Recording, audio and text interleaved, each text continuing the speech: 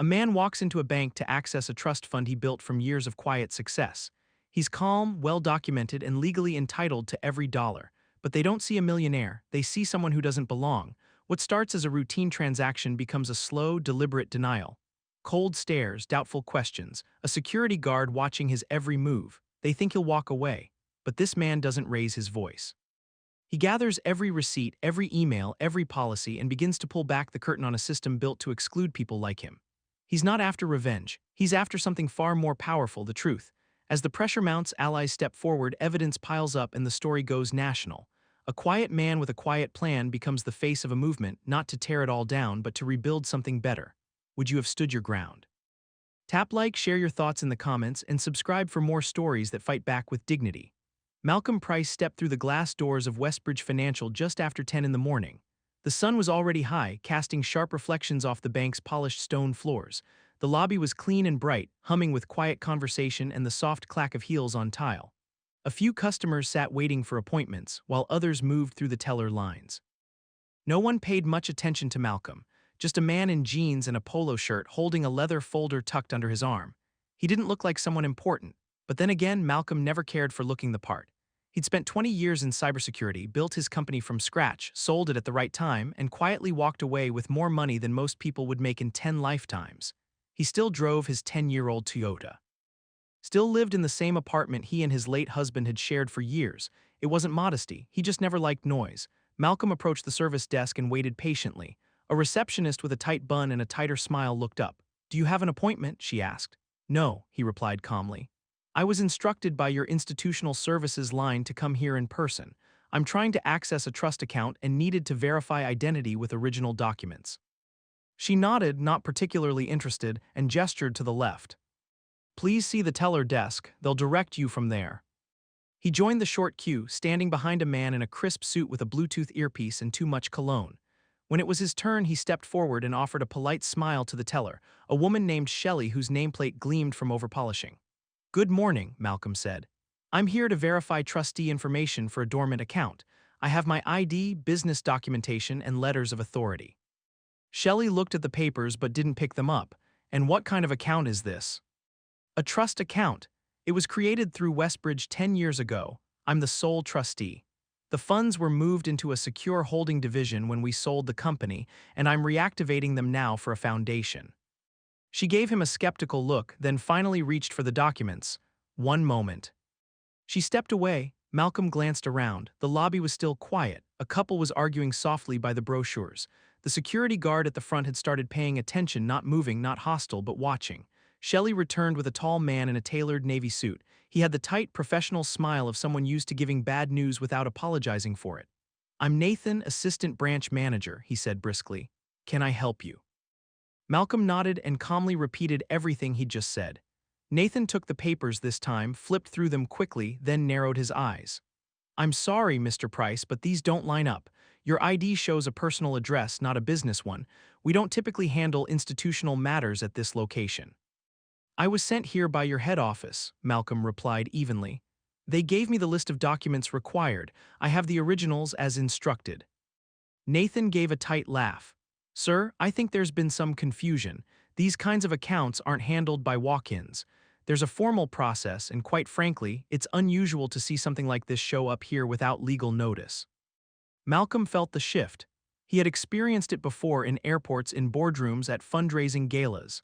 The sudden suspicion, the calculation behind the eyes, it came when people saw someone like him, black, quiet, gay, and had to decide whether to take him seriously. He didn't flinch. "I've provided everything required. I'm not asking for anything special, just access to a trust account I legally control." Nathan leaned forward slightly. "And you're saying you're the sole trustee of a multi-million-dollar account created a decade ago under this bank's portfolio, and this is your only ID?" "Yes," Malcolm said. "The business dissolved after the acquisition. That's why I'm reallocating the funds for a nonprofit." Nathan's expression shifted again. It was subtle, but the message was clear. He didn't believe a word of it. "I'm going to need to hold on to these documents for review," he said. "You can leave them with us and someone will contact you next week." "I'm not leaving original documents," Malcolm said calmly. "You can scan them and I'll wait, or I can schedule a proper appointment." Nathan smiled, but it didn't reach his eyes. "I'm afraid that's not how we operate, sir." At that moment, another customer walked by, pausing just long enough to glance at Malcolm, then at the papers in Nathan's hands. Malcolm caught the look. It was the same one he'd seen all his life, a mix of surprise, dismissal, and faint unease. Shelley returned to the desk, whispering something in Nathan's ear. His eyes narrowed.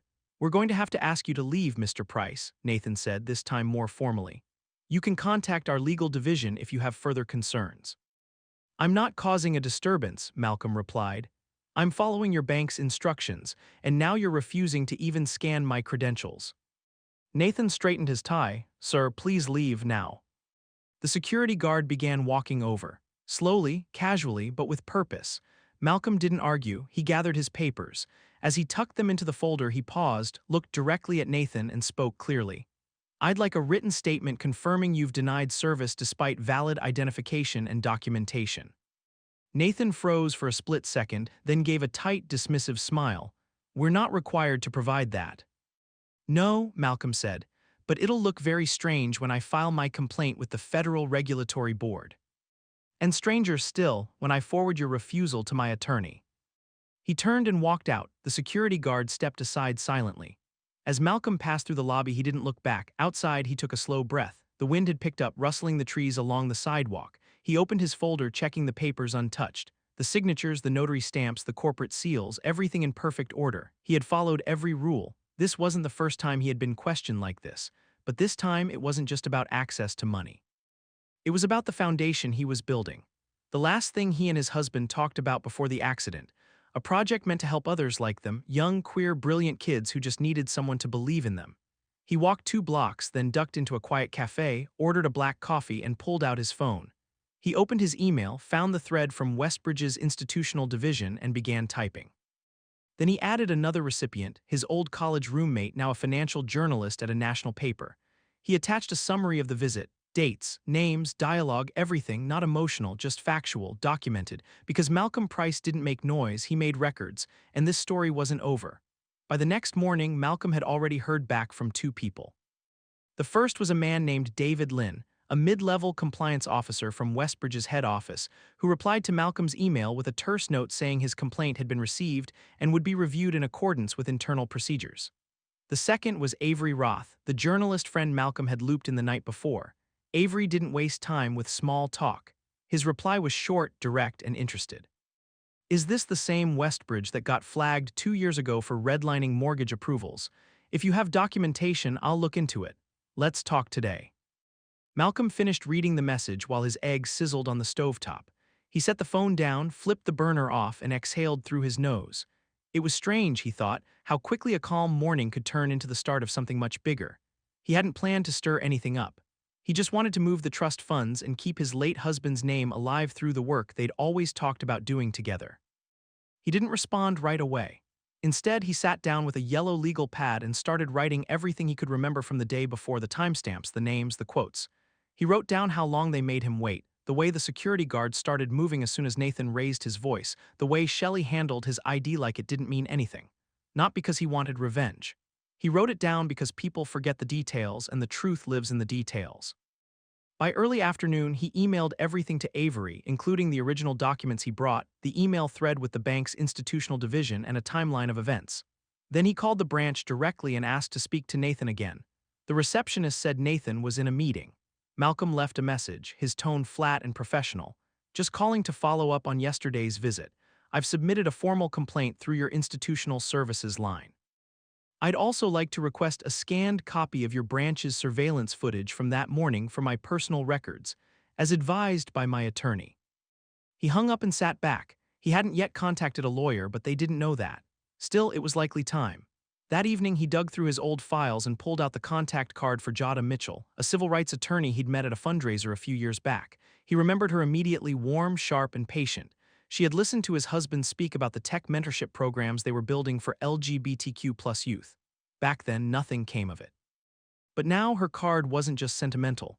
It was necessary. He emailed her, explained the situation, and attached a digital copy of everything he'd already sent to Avery. He didn't ask for anything. He just said he wanted to know if this looked familiar. By the next morning, Jada had replied. She asked to set up a call. They spoke that afternoon. Jada's voice was calm, deliberate, and layered with something else, something like restrained frustration, the kind of tone that comes from seeing the same story play out too many times. I've had 4 other clients with similar complaints about Westbridge in the last 2 years, she said. All LGBTQ plus professionals, all people of color, all with 6-figure accounts or more, different cities, same pattern, microaggressions first, then delays. Then flat-out denial. Malcolm leaned back in his chair. Did they file suit? One of them did. It's tied up in arbitration now. 2 settled quietly. The 4th, he walked away, didn't want the noise. Malcolm didn't say anything. He could see how someone might give up. The process wasn't built for people like him to win. It was built to wear you down until you stopped fighting. I want to help, Jada said. But more than that, I want to document this properly. If we can show a pattern, if there are others, we might have grounds for a class action or a regulatory filing with teeth. I'm in, Malcolm said. Just tell me what you need. They began pulling together the essentials: letters, statements, emails, timestamps. Jada asked for permission to request the footage from the branch on his behalf. She also asked if he'd be willing to let her firm quietly reach out to others who had filed similar complaints. He said yes to everything. By the end of the week, Malcolm was no longer the only one pushing. Avery had begun calling around to Westbridge employees, quietly, carefully, leaning on his old sources in the financial sector. He didn't publish anything, not yet, but he started piecing together something much uglier beneath the surface. They've been quietly flagging suspicious clients since 2018, Avery said during one of their evening calls. There's no internal memo, nothing written outright, but employees were told to use their judgment when large accounts looked inconsistent with the customer's appearance or behavior. It's soft discrimination. You'll never find a smoking gun. I don't need one, Malcolm replied. I just need enough smoke that people can't pretend they didn't smell it. The following Monday, Malcolm received an email from Nathan. Mr. Price. After further review, we are unable to validate your trustee documentation at this time. We appreciate your understanding as we continue to investigate the matter. Please refrain from visiting the branch directly without prior appointment, as we cannot guarantee in-person service. Regards, Nathan Kemp. Assistant Branch Manager. Westbridge Financial Central Branch. He read it twice. The wording was cautious, corporate, carefully stripped of emotion, but it dripped with implication. They hadn't just denied him access, they were now setting the stage to paint him as a problem. He forwarded the email to Jada and Avery with a short message. They're circling wagons. That night, as he stood on the balcony with a glass of water, looking out over the city, Malcolm didn't feel angry. He felt something else, something clearer. This wasn't about him anymore. This was about how many people like him had walked into quiet rooms, followed every rule, and were still told they didn't belong. And maybe, just maybe, it was time someone made it impossible for that story to keep repeating without consequence. He didn't want headlines. He wanted justice, not the kind that made noise for a week and disappeared, but the kind that made institutions think twice before pulling the same move again. It was no longer about accessing an account. It was about exposing the system that thought he never should have had it in the first place. 2 weeks passed. Malcolm kept his head down, but he wasn't idle. The quiet of his days was deceptive. Behind the scenes, his case was growing legs. Every morning started the same way: coffee, check-in with Jada, and a call from Avery if something new had turned up. It was a rhythm, and Malcolm found comfort in it. He had never been one for chaos. He preferred movement with purpose, measured steps, properly documented, one after another. That's how he built his company, and that's how he planned to break through this wall. Jada's team had begun reaching out to former and current Westbridge clients using private channels. They weren't cold calling, these were people who had left paper trails. Old complaints, social media posts, unresolved inquiries that had quietly gone dark. Most of them didn't want to talk. A few were angry but resigned. They didn't think anything would come of it, but one woman said yes. Her name was Patricia Le, a Vietnamese-American accountant who had tried to open a corporate savings account for a nonprofit 2 years ago. The process had dragged for weeks. First, it was her ID. Then it was the organization's bylaws. Then they said the funds needed to be internally reviewed for fraud risk. When she went in to ask for updates, she was escorted out by security. I didn't push it, Patricia said over Zoom, her voice steady but brittle. I thought maybe I'd mess something up. I didn't want to seem like I was accusing anyone, you know. Malcolm understood exactly. Patricia had saved everything: emails, voicemails, even a copy of the form they gave her with handwritten notes that didn't match the bank's format. Another former client came forward after reading a private thread Avery had quietly seeded in a professional forum. His name was Marcus Jones, a black consultant from Atlanta who had once tried to wire $150,000 from his business account to a new supplier in Montreal. The transaction had been flagged, held, then reversed without explanation. The funds disappeared for 6 days. When he pushed, they told him the account was under investigation. He closed it a week later. No apology, Marcus said. No answers, just a shutdown, like I'd done something wrong by existing with that much money. One by one, more stories trickled in, each unique in detail but eerily similar in pattern. The clients were always professionals, often LGBTQ+, often people of color. They had good credit, clean records, solid business documentation, and somehow it was never enough. There was always one more form, one more delay, one more excuse. Jada's legal assistant compiled the cases into a working file that grew longer by the day. Each entry had names redacted for now, but the behavior was clear. Malcolm read them in the evenings, sometimes twice. He highlighted passages, took notes, wrote questions in the margins. He wasn't trying to be a hero, he just wanted to understand how far it had gone. Meanwhile, Avery's investigation was picking up steam. He had begun tracing employee testimonies, people who had left the bank and were now freer to speak. A few agreed to go on background. One in particular, a former compliance analyst named Daniel Reyes, shared internal training materials with Avery that raised serious questions. They never outright said, "Watch people of color," Daniel explained in a phone call, but the code language was there. Incongruent profiles, behavioral red flags, unusual self-presentation for account type. And then they'd show pictures during training and the examples were always the same. White guy in a suit, green flag. Black guy in a hoodie, red flag. They'd never say it out loud, but we all got the message. Avery forwarded a few of the training slides to Malcolm. He studied them in silence. He knew. Of course he knew, but it still made something in his chest tight. That week, Jada formally filed the first complaint with the Office of the Superintendent of Financial Institutions. She cited Malcolm's case directly but referenced it as part of a broader pattern. The complaint wasn't just about his account, it was about a systemic failure to treat customers equally. The bank responded 3 days later with a generic denial and a commitment to cooperate fully with any review. No admission, no apology. Then came the pushback. Someone from Westbridge's legal division contacted Malcolm directly, something they weren't supposed to do. The email was polite, but there was an edge to it. They regretted the confusion and offered to schedule a new appointment to resolve the matter amicably. Attached was a fresh set of forms, all blank, no acknowledgement of what had happened, no mention of Nathan or Shelley. Malcolm didn't reply. Jada did. Her response was formal, measured, and devastating. She reminded them that direct contact with her client outside of counsel was inappropriate. She reiterated that Malcolm had followed every step as instructed. She pointed out that now, after media inquiries and legal filings had begun, they suddenly wanted to play nice. The bank went quiet after that. Avery's story was nearly ready. He was sitting on interviews, screenshots, data sets. He'd spoken to a legal expert about the potential implications. He was careful, though he wanted it to be airtight. One misstep and the whole thing could be spun as a misunderstanding. "I'm not rushing this," he told Malcolm one night. "But when it lands, it's going to land hard." Malcolm appreciated the care. He didn't want to blow things up just to make noise. He wanted change that stuck. Still, it weighed on him. The days were long. The meetings with Jada, the coordination with Avery, the slow, grinding march of it all. At times it felt like he was pushing a mountain with a broom. And then, out of nowhere, someone unexpected reached out. It was a woman named Claire Donnelly, a retired vice president from Westbridge's Vancouver branch. She'd seen a mention of the complaint on a financial watchdog blog. She asked for a private call, said she wanted no press, no spotlight, just a conversation. They spoke over the phone on a Friday afternoon. "I left the bank 5 years ago," Claire said. "I was proud of my work, but I saw things near the end I didn't like. Quotas, client profiling. We used to make decisions based on relationship history and creditworthiness. Then they started emphasizing client optics." She paused, voice low. They'd never say it outright, but we all knew what they meant. Claire didn't have hard proof. No smoking gun, no whistleblower memo, but she offered something else, credibility. She said she'd be willing to speak on record if the case moved forward. That meant something. That night, Malcolm stared out his window again, the city lights blurred by raindrops. For the first time in weeks, he felt something shift. He wasn't alone in this anymore. The fight was real and the truth had weight behind it. And soon, the people who had tried to bury it under policies and procedures would have to answer to more than just one man standing in a lobby. The call came at 7:45 in the morning.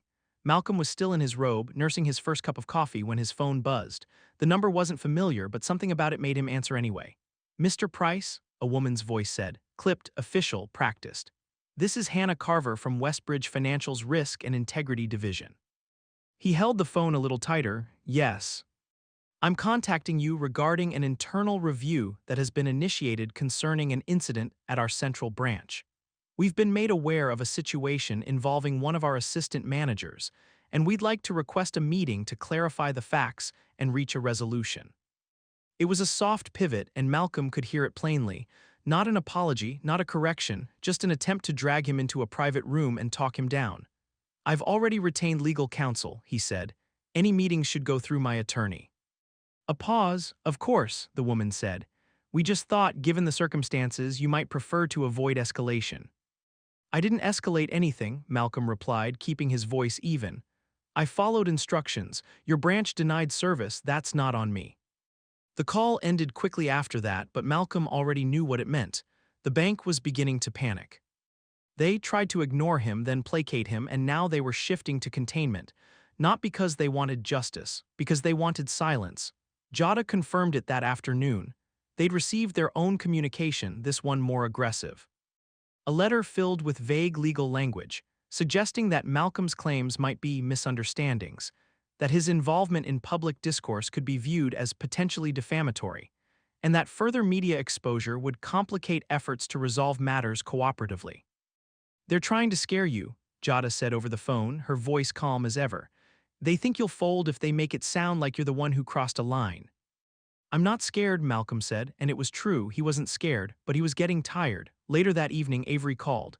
They're running a quiet background check on you, he said flatly. Someone from inside sent me a heads up. They're trying to dig into your past, old clients, business filings, anything they can use to suggest you're unstable or difficult.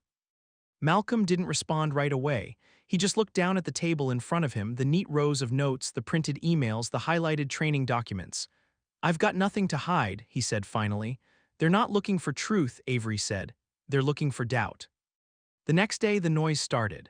A post appeared on a small financial industry forum, anonymous, vaguely worded, but unmistakably about Malcolm.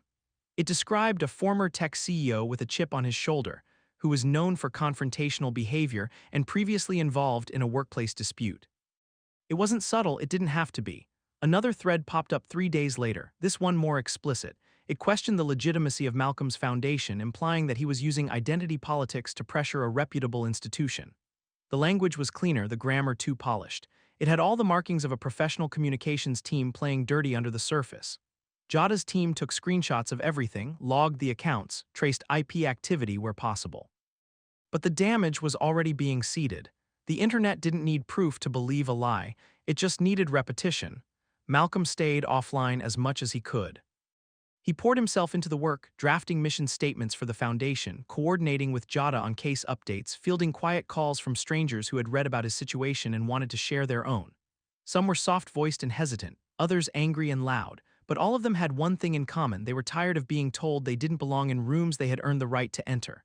The story hadn't gone public yet. Avery was still waiting, but the pressure was building. Malcolm could feel it. He knew the longer they waited, the more time Westbridge had to fortify itself, and they were.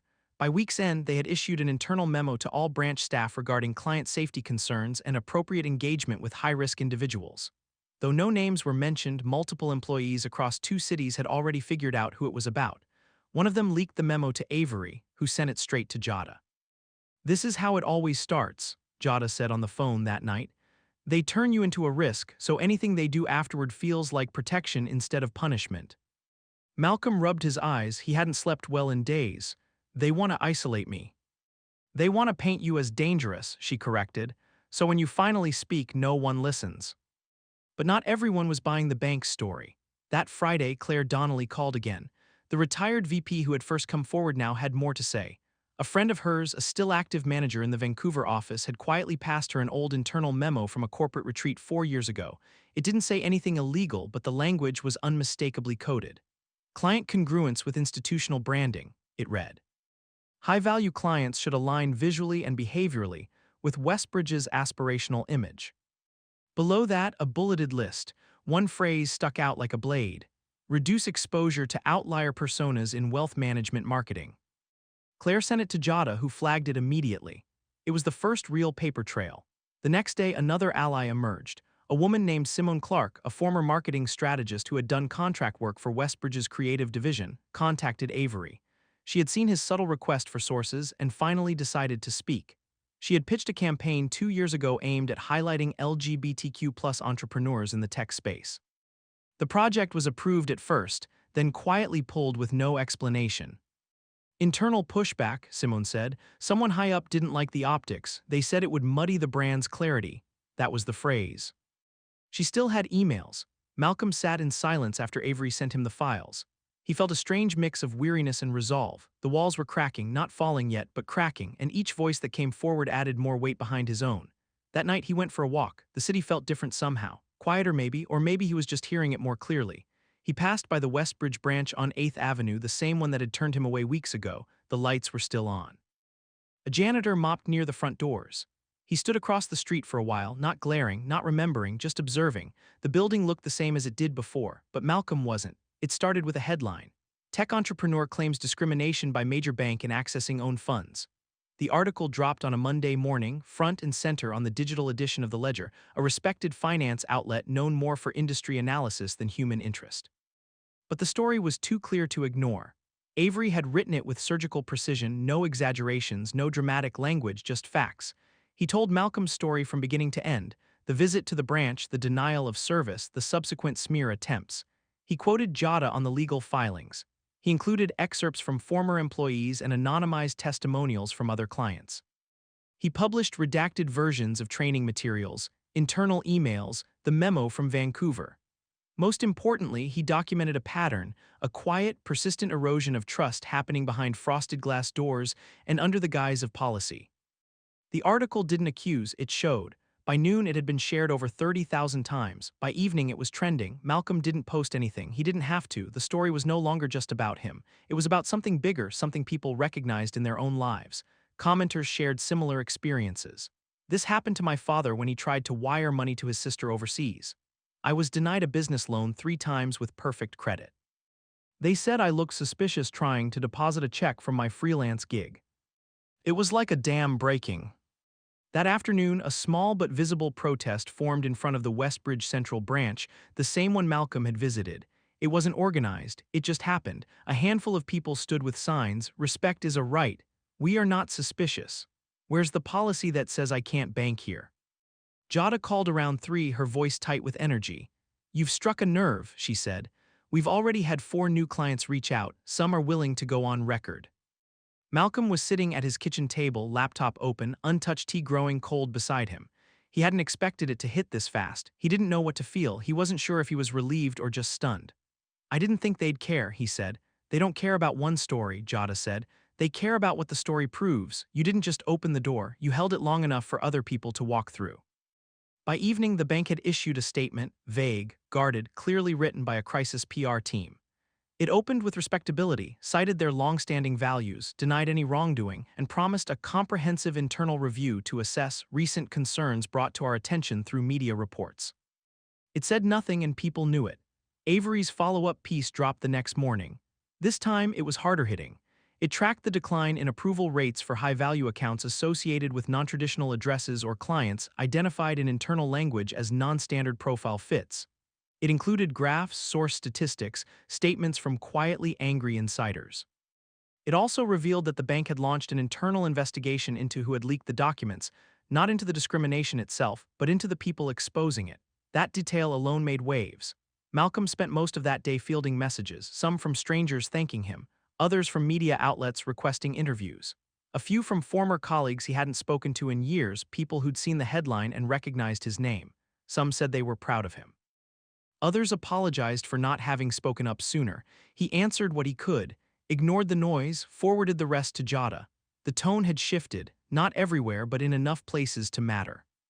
He could feel it in the way reporters spoke to him now, not like he was a question mark, but like he was part of an answer. They were still careful, still hedging, but they asked better questions. That night the story made the evening news, not just local, national. The anchor read it cleanly. A former tech CEO is at the center of a growing controversy surrounding Westbridge Financial after being denied access to an account he legally controls. The incident has sparked renewed scrutiny into the banking industry's treatment of minority and LGBTQ+ clients. The segment cut to footage of the branch, a clip of the protest, and then a portion of Avery's interview. No footage of Malcolm. He declined the TV request for now. He didn't want to become a symbol, he just wanted change. Still, as he watched the screen glow in his living room, he realized something had shifted permanently. He wasn't anonymous anymore. Whether he liked it or not, people were looking at him, not just the press, but also the people who had ignored him, doubted him, brushed him aside. The next morning, Jada informed him that Westbridge's general counsel had reached out requesting a mediation session. "They're scared," she said. "They want to make this go away before it grows teeth." "Do we go?" Malcolm asked. "We go," she said, "but we don't go alone." By Friday, the OSFI confirmed it had launched a formal inquiry into the bank's practices. That same day, an anonymous internal group of Westbridge employees leaked a series of emails to a small advocacy blog. The emails included coded instructions on screening high-dollar accounts for client image alignment and institutional optics. Avery verified them, Jada filed them. Malcolm read them twice, then closed his laptop and stared out the window. This was bigger than him now, bigger than the branch. This wasn't just about one denial of service. It was about the unspoken system, the lines no one put in writing, the decisions made behind frosted glass, the questions never asked out loud. That weekend, Malcolm finally walked into the Foundation's temporary office, a small room he'd rented above a bookstore. It was just a desk, a chair, and a coffee machine, but it was enough. The name was already printed on the door, the Price Initiative. It had taken weeks to get the paperwork right, but it was done. The trust funds had finally been released and the nonprofit was live, not because the bank gave in, because he refused to disappear. As he sat at the desk unpacking a few folders, Malcolm heard a quiet knock at the door. He looked up. It was a young man, maybe 19 or 20, nervous. He held a printout of the news article in one hand. "Are you the guy from the story?" he asked. Malcolm nodded. The kid shifted. "I've been trying to open a business account. They keep delaying it. My friend said I should come talk to you." Malcolm stood, smiled, motioned to the chair across from him. "Let's figure it out," he said. The mediation room was colder than it needed to be. Not physically, it was temperature-controlled, tastefully lit, carpeted in gray, but there was a chill in the air that had nothing to do with air conditioning. It came from the two men in suits across the table. Westbridge's legal counsel, one stiff-lipped and pale, the other younger, eyes darting from Malcolm to Jada like he was trying to figure out who might explode first. No one exploded. That was never Malcolm's way. He sat quietly, hands folded in front of him, listening as they talked in circles. Jada let them. She wanted them to speak first to get comfortable. The older attorney leaned heavily on the language of miscommunication and policy ambiguities. They never said the word discrimination. Not once. They just hovered around it like it might burn them if spoken aloud. "We understand Mr. Price's frustration," the older man said, looking directly at Malcolm for the first time in 20 minutes. "We believe the matter could have been handled with more sensitivity, and we're prepared to issue a statement acknowledging that if what?" Jada cut in, sharp and clean. He cleared his throat. "If this matter can be resolved privately, without additional media engagement." There it was, the shape of the deal. A quiet apology, a backdoor settlement, a private handshake that made the story vanish. Malcolm didn't move. Jada leaned back in her chair. "You're not offering an apology. You're offering a silencing fee. That's not what this is." "Yes," she said calmly, "it is." The room went quiet. Malcolm finally spoke. "I don't want your apology. I want policy changes. I want transparency reports. I want third-party oversight." The lawyers exchanged a look. That hadn't been in their script. "Mr. Price, with respect, those demands exceed." "I know what they exceed," Malcolm said, his voice still quiet, still composed. "And I know what your bank can afford." That was the end of that meeting. 3 days later, the story took another turn. The regulatory investigation announced that it had found early indications of procedural irregularities in Westbridge's client approval systems. They didn't say much. Government agencies rarely do, but it was enough to trigger a second wave of scrutiny, enough to make shareholders start asking questions, enough to make the board uneasy. Behind the scenes, employees began speaking more freely. A junior analyst named Zane reached out to Jada's office anonymously. He had worked on the algorithm team that helped shape the bank's risk model, a model that, according to him, was quietly calibrated with human-led adjustments to flag accounts that didn't match traditional wealth behavior. It was supposed to be about fraud, Zane explained in a video call, face blurred, voice distorted. But it became something else. They started pulling in profile images, zip code heat maps, social metadata. And then suddenly, people were getting flagged for how they looked, or where they lived, or which browser they used. He didn't have hard proof.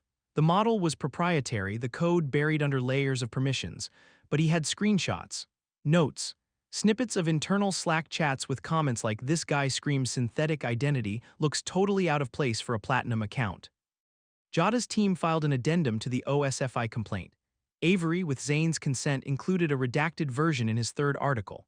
This time, the story didn't just trend, it hit the financial wires. Westbridge's stock dipped 5% overnight. Malcolm watched it all unfold from his small office above the bookstore. The foundation was already operational now, 2 part-time staffers, 1 social worker, a rotating schedule of volunteers. They weren't solving the world's problems, but they were showing up. Helping young LGBTQ+ professionals navigate the very maze he'd had to crawl through blind. People came by every day, some just to say thank you, some to ask for advice, some to cry. He listened to them all, not because he had answers, but because no one else had listened to them before. One morning, a woman named Alejandra walked in with a sealed folder. She was a former bank manager who had left Westbridge 8 months earlier. She placed the folder on his desk like it was something sacred. "I stayed quiet too long," she said, "but I saw what they did to you, what they did to others. I can't carry that anymore." Inside were internal audit summaries. Not full reports, but excerpts just enough to show that upper management had flagged the discriminatory practices as a potential reputational risk, not a compliance one. They hadn't stopped it, they just tried to keep it quiet. Malcolm handed it to Jada. She called it a turning point. Now the story wasn't just a pattern, it was a decision, a choice. A bank that had known what was happening and let it continue because fixing it was inconvenient. Within a week, the bank's CEO was forced to release a video statement. It was stiff, overly scripted, but it was the first time any executive had used the word discrimination. He promised an overhaul, promised transparency, promised third-party audits, but he never said Malcolm's name. Malcolm didn't care. The people who mattered knew it. One of them was Claire Donnelly. She called to say she'd watched the video and cried. Said it reminded her of the apology she'd waited for her entire career and never got. "I hope they mean it," she said. "Me too," Malcolm replied, "but if they don't, I'll still be here." So would Jada, so would Avery. So would the growing list of allies and witnesses and advocates who had shown up one by one because someone had refused to be dismissed in a bank lobby. The foundation's next event was a panel discussion, small, just 20 seats, held in the back of a community center downtown. Malcolm didn't plan to speak. He was just going to introduce the moderator and step aside. But when the night came, someone asked him directly, "Why didn't you just walk away?" He thought about it for a moment. "I've walked away before," he said. "I've let things go, told myself it wasn't worth the fight, that maybe I was overreacting, that maybe the system was just flawed, not rigged." He looked at the young faces in the room, some tired, some angry, all listening. But the truth is, when you walk away, they count on it. They count on you being tired. They build the process to wear you down, so I stayed, not because I wanted to win, but because I wanted them to know I saw it, and I wasn't going to pretend I didn't. The room went quiet, then someone clapped, then a few more. It wasn't loud, it didn't need to be. That night, as Malcolm walked home, the streetlights casting long shadows across the pavement, he felt something he hadn't felt in a long time, not victory, something better, weightlessness. 6 months later, Malcolm sat in a wooden chair at the back of a conference room in Ottawa, his hands resting in his lap, a notepad in front of him, though he hadn't written a word. The hearing wasn't theatrical. No gavel, no shouting, just a row of officials seated at a long table, flanked by 2 flags and a plaque with the agency's seal. On the other side, Westbridge's legal team sat quietly, papers neatly stacked, faces composed. Jada sat beside him, poised but relaxed. She'd been here before in rooms like this. She had told Malcolm not to expect a dramatic finish, just the slow machinery of accountability finally doing what it was designed to do. The OSFI inquiry findings were clear. Procedural violations. Risk modeling flagged for bias. Failure to act on internal warnings. The language was formal, but the meaning was plain. Westbridge had discriminated repeatedly, knowingly, and systemically. Their fine was historic, the largest in the regulator's history for client bias. Not because the number was astronomical, but because it came with conditions, oversight, policy overhaul, mandatory public reporting for 5 years. And perhaps most notably, a formal admission signed, sealed, published that discrimination had occurred. The document didn't mention Malcolm by name, that wasn't standard practice, but everyone in the room knew who had started the avalanche. After the ruling, there were no cameras. Malcolm had requested it that way. He didn't want a soundbite. He wanted space. He wanted to walk out of that room with his head high and his phone quiet. Jada didn't push him for a statement. She simply touched his shoulder once and smiled. "You did it," she said. Malcolm nodded, exhaling slowly. "We did." That night back in Calgary, he didn't celebrate, not in the way people expected. There was no party, no dinner, no toast. He picked up groceries from the small market on 9th Street. He watered his plants. He swept the porch of the bookstore building where the foundation still rented its tiny space above, and when he was done, he went upstairs, changed into a soft hoodie, and sat by the window. He watched the people below moving through the street. Ordinary people, some rushing, some strolling. No one knew who he was. He liked it that way. All he wanted was to feel the quiet without it being heavy anymore. There had been days during the fight when he didn't think he'd reach this point. Days where the weight of it all, the articles, the documents, the anonymous messages, the long hours in rooms with cold coffee and relentless paperwork felt like it might swallow him. But he'd kept going, not for glory, not even for justice at first, just for the truth to be seen. And now it had been. The foundation had grown slowly but steadily. It had moved into a bigger space with real furniture and an intern desk and a wall lined with photographs of queer professionals who had come through the mentorship program. Some were smiling, some serious. All of them had stories, all of them had been seen. Malcolm still ran the weekly check-in sessions. He liked staying close to the people the foundation was built for. He liked listening. It reminded him that the work wasn't about him. It never really had been. One evening, a young woman named Bria, smart, soft-spoken, just starting a career in engineering, lingered after the session. She didn't speak right away, just stood by the doorway with her backpack slung low and her shoulders curled slightly inwards. "You've probably heard this 100 times," she said finally, "but thank you." He smiled gently. "You don't have to thank me." She hesitated. "I didn't think someone like me could matter in places like that, boardrooms, banks. Buildings with elevators that go to floors where people don't make eye contact." Malcolm nodded slowly. "You do, you always did."